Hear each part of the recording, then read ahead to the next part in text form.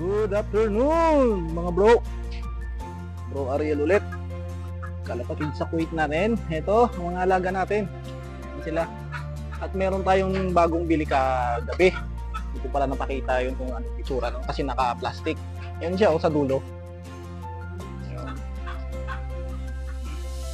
Yung sa dulo. Yun yung nabili naming kagabi, isang piraso. Yan siya. At bukod doon, pumili tayo ng mga manok. Masyadong naka-zoom.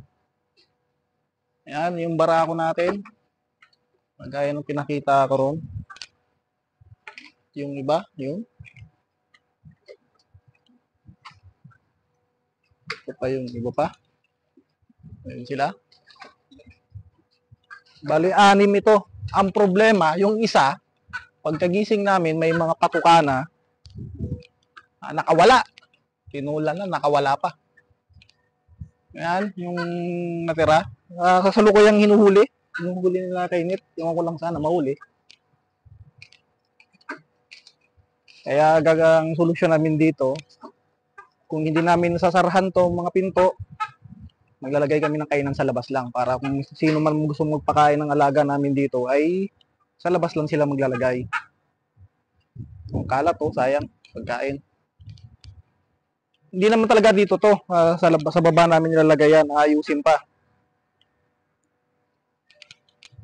Yan. Yung mga update natin ngayong araw. At bukod doon, makabili na rin ako ng mic. Yan, yung mic na to. Yan. Try natin kung maganda ang quality niya. Ngayon, maglilinis-linis muna ako. At maglagay ng painom. Kasi kukunti painom natin sa manok natin eh. Maglagay tayo ng painom yan dyan sa taas. Binaba na rin pala natin yung dalawang kalapati ron sa taas. Binalik na natin sila rito. Yan. Maglilinis-linis lang muna siguro ako.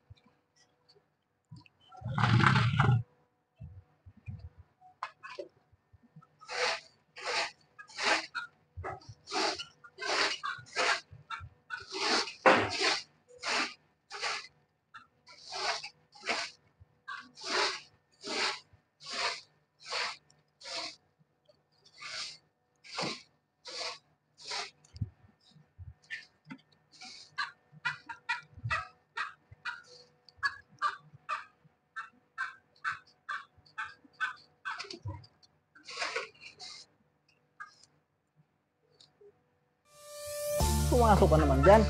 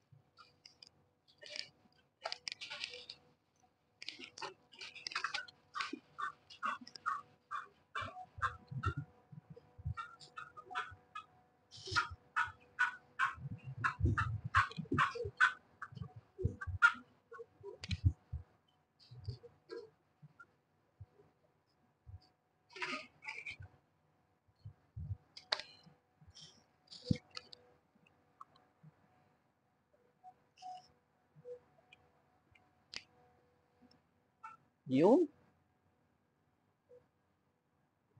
Haba na pala ng buko ah.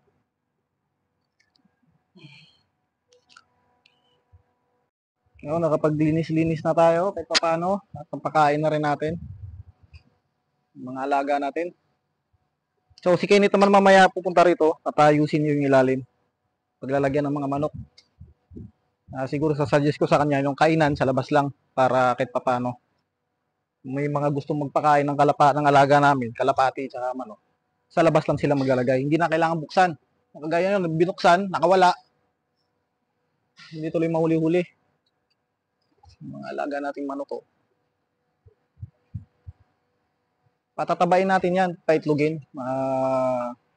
Pag-expired na sila sa pangingitlog, tinola, abutin. Mga alaga nating kalapati, nagdagdag tayo ng isa. Yun siya oh. Magandang kalapati yan.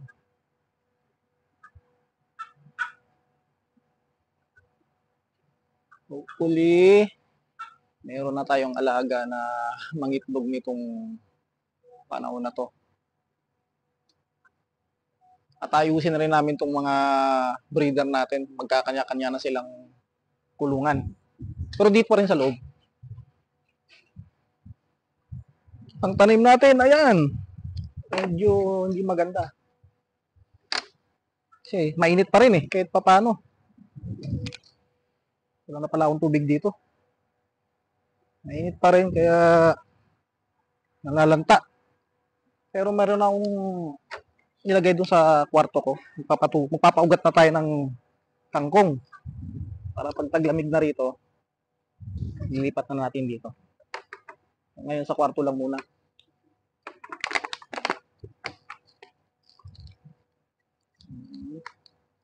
Ito paano? Nabuhay.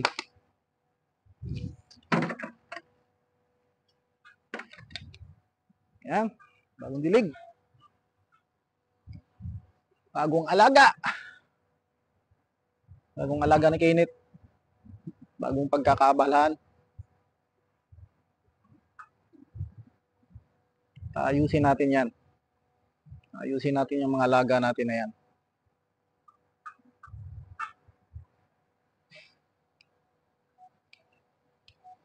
At sana maganda rin tong bagong microphone natin na ito na nabili. Magandang quality at tumagal. 2 piraso siya pero try natin kung ano. Hindi naman siya ganun ka-branded pero yun ang binigay sa atin na binilang ko. Halagang 6 dinar. 2 mic na siya. Pwede siya sa iPhone at pwede rin siya sa Android. Oh, pare!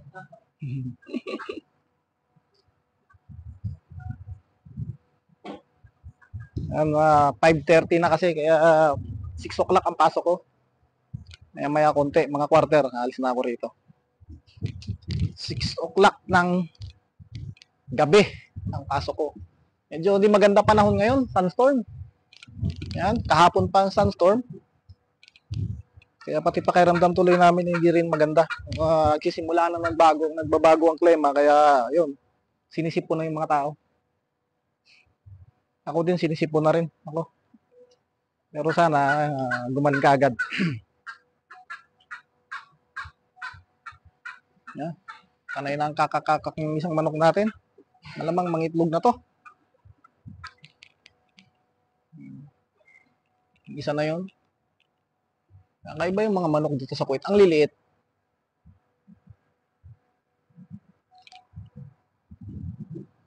Maliliit ang manok dito.